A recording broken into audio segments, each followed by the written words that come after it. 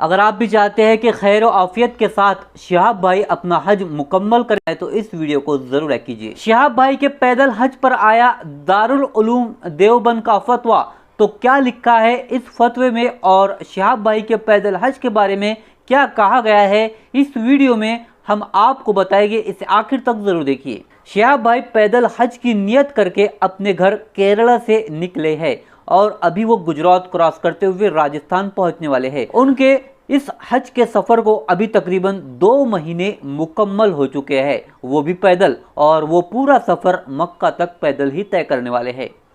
एक तरफ उन्हें लोगों का बहुत ज़्यादा प्यार मिल रहा है, मोहब्बतें मिल रही है, उनका इस्तकबाल हो रहा है, उनका इकराम हो रहा है, तो दूसरी तरफ बहुत से लोग ऐसे भी हैं जो शिहाब भाई के हज को और उनके पैदल चलने को गलत बता रहे हैं, उनकी मजम्मत कर रहे हैं, उनका क्रिटिसिज्म कर रहे हैं। इसी ताल्लुक से जब दारुल उलूम देवबंद से पूछा गया कि क्या कोई शख्स पैदल हज को जा सकता है, तो दारुल उलूम देवबंद का इस पर जवाब आया है, उनका फतवा आया है, जो कि आपके सामने हम रखेंगे और आपको बताएंगे कि दारुल उलूम देवबंद की तरफ से दारुल इफ्ता ने शिहाब भाई के पैदल हज के सफ़र के ताल्लुक से क्या जवाब दिया है।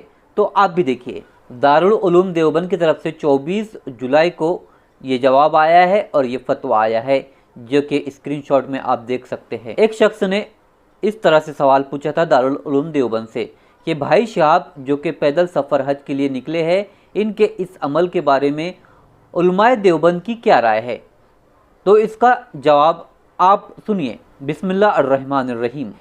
दारुल उलूम देवबंद की जानिब से मुफ्ती किफ़ायतुल्लाह साहब दहलवी ने ये जवाब लिखा है। वो फरमाते हैं कि हज की फ़र्जियत के लिए ये शर्त है कि मक्का मुअज़्ज़मा तक सवारी पर पहुँचने के लिए रुपया हो और सफ़र की ज़रूरी मुसाफत और वापसी तक अहल अयाल के खाने और रहने की रकम भी रखता हो।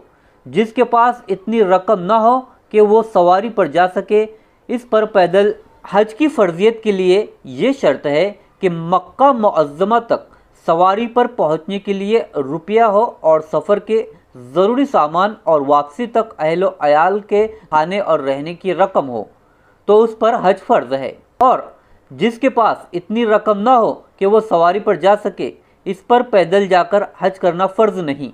लेकिन अगर कोई शख्स पैदल हज करे तो नाजायज़ भी नहीं है, मगर इसके लिए ये शर्त है कि वो पैदल चलने की ताकत रखता हो, ताकि रास्ते की तकलीफ़ से दिली तंगी और दुश्वारी पेश न आए, और ये पैदल जाना महज सवाब और रज़ाए इलाही के लिए हो, शोहरत और नामवरी मकसूद ना हो। अपने इस फ़ेल को अखबारात और इश्तिहारात के ज़रिए शोहरत देना जायज़ नहीं है कि इसमें सिवाय शोहरत के और कोई फ़ायदा नहीं है। जिन बुज़ुर्गों ने ऐसे काम किए हैं, इन्होंने हत्तल इम्कान छुपाने की कोशिश की है, क्योंकि हुजूर सल्लल्लाहु अलैहि वसल्लम ने न पैदल हज किया और न तरगीब दी, बल्कि एक औरत ने मन्नत मानी थी कि पैदल हज करूँगी, तो आप सल्लल्लाहु अलैहि वसल्लम ने इसके बारे में फरमाया था कि इसको कहो कि सवारी पर जाए। नेज़ हुजूर सल्लल्लाहु अलैहि वसल्लम ने ऐसे दुश्वार और मुशक्क़त के काम इख्तियार करने से मना फरमाया है। ये सही है कि अल्लाह ताला ने नफ्स की वसअत से ज़्यादा तकलीफ़ नहीं दी, लेकिन किसी ख़ास मसलियत दीनियत से नफ्स को मक़हूर करने और रियाज़त की नीयत से कोई दुश्वार बात कोई शख्स इख्तियार करे, तो बशर्त के वो शोहरत या नामवरी और मकबूलियत की नीयत से पाक हो, तो वो जायज़ है। इसलिए शिहाब भाई हज अदा कर सकते हैं और ये उनके लिए जायज़ है, मगर इसको तरीक़े सुन्नत और अफजल समझना ये सही नहीं है, क्योंकि अफजल वही अम्र है जो पूरे शौक़, रग़बत और निशात से हो, ख़्वाह थोड़ा हो। तो दारुल उलूम देवबंद का आपने फतवा देखा, जिसमें कहा गया है कि पैदल हज को जा सकते हैं। ये कोई गलत बात नहीं है और ना ही ये बिदअत है, बशर्त के ये शोहरत के लिए ना हो और सिर्फ़ रज़ाए इलाही के लिए हो, सिर्फ़ अल्लाह के लिए हो, और नियत का जानने वाला अल्लाह है। शिहाब भाई सफ़र हज की नियत के लिए निकले हैं, वो ऐसी नियत के लिए निकले हैं कि मैं अल्लाह की राह में जा रहा हूँ, अल्लाह के घर पर जा रहा हूँ। इसीलिए हमारी दुआ है कि अल्लाह ताला उनके हज को कबूल फरमाएँ। आपसे दरख्वास्त है कि इस वीडियो को लाइक करने के साथ साथ अपने दोस्तों के साथ भी ज़रूर शेयर करें। शुक्रिया।